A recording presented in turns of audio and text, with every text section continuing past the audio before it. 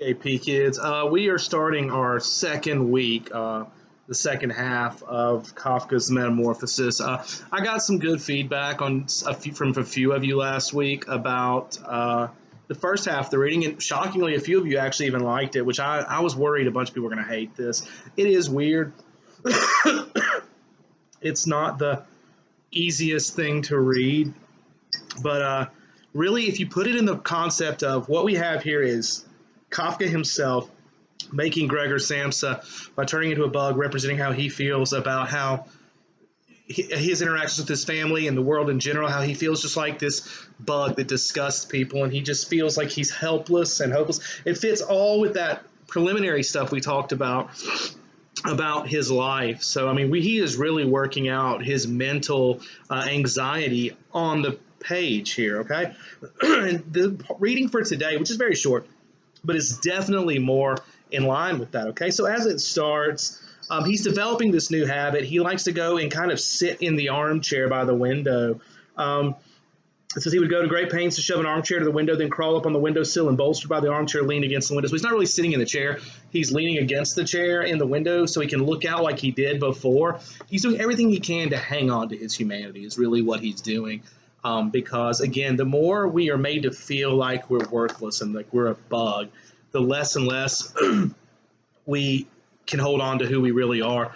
It seems weird, but, this constant being beat down like that, whether it's by family members or friends or just the world in general, constantly robs you of that, and it makes you feel more and more bestial, and that's kind of where he is right now.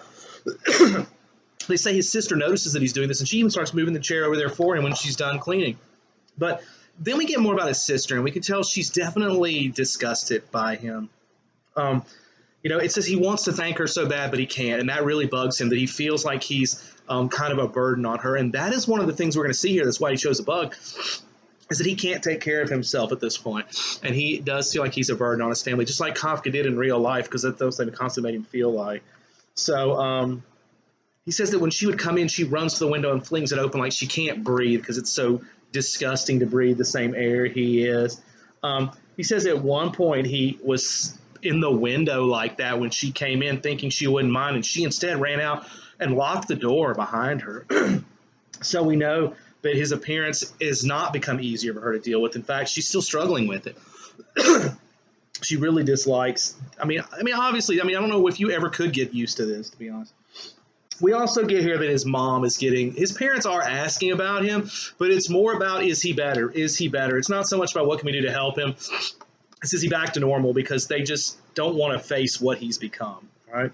The mother does seem to want to get in there and see him because it's her son. It's really hard for her to know that, he's become this creature, right? So there is this huge paragraph, the last little bit. It's not the last paragraph you read, but the one before that.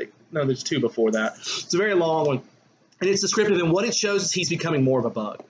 He's like, he feels he's gotten to where he enjoys climbing on the walls and the ceilings. That's not something people do. That is a very bug action. So what he's doing here is he's getting into it. He's becoming this bug. And it's not just physical now. He's mentally becoming this creature. Again, it's this process of, if you're constantly beat down and constantly made to feel like you're worthless, then eventually you adopt that thought about yourself. So his sister decides, she notices, because he's leaving this gross, sticky trail everywhere, that the furniture, he's not using it anyway. Maybe if she moves it out, he could have more room to maneuver, and he would feel better. And it's like they're doing a nice thing for him, but I want you to understand what symbolically this is doing is this is taking more of the humanity away from him. We're going to take everything that, represented who he used to be out. We're going to leave him in this empty room. They're going to leave the sofa because they need him to be able to hide under something because they don't want to see him. But beyond that, they're just trying to help, but really they're hurting him. They're making him feel less and less human. And he actually even realizes that. He says, see, the next to last paragraph, he was already close to forgetting it, but his mother's voice, so long unheard, had roused him. Nothing should be removed. Everything had to stay. He could not afford to lose the good influence the furniture had on his condition. If the furniture hindered him from carrying on his mindless crawling about, that was no drawback. It was rather a great advantage. He's trying to hold on to this little bit of humanity he's got. And he's so worried that if this furniture is removed, he's going to lose that little grip he still has. But his sister, thinking she's helping him, decides to move it anyway. and that's going to be a problem. Okay. The last line you have here is, for in a space in which Gregor completely alone ruled the empty walls, no person but Greta would dare to enter. So he's basically becoming this, not just a bug physically, but a bug mentally, and he's being robbed of everything he is. And again, you guys have to constantly put this in line with with Kafka himself, and how he felt about being alive and what his existence was doing. It wasn't just a poor, pitiful me, everyone's mean to me. He honestly had adapted to, the way his father had beat him down to where he felt like he really wasn't worth anything. So he, to the point where he thought all of his writing was bad. He thought everything he did was bad. And I've told you before, if he hadn't died from tuberculosis, I have no doubt this man would have ended up killing himself. I'm shocked he lived as long as he did, to be honest with you. So that ends today's reading. Very quick, 6-minute video, but it gets you through. And I kind of hit the questions I gave you. I'm trying to narrow the amount of questions. I'm not trying to dumb them down for you guys, but this is a hard book, and I just want you to think about it a little bit. I'm trying to give you kind of an easy next couple, or last week and this week, and then we're going to move into, I'm not sure exactly what we'll do next, but we'll do some more stuff to just kind of expose you to some interesting writing that I thought maybe would be nice, since we don't have to do test prep.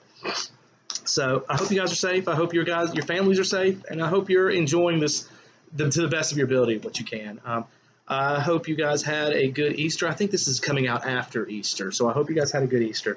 And I'm still holding on that I'll see you guys in May sometime. So I love you guys. I hope you have a wonderful, wonderful evening.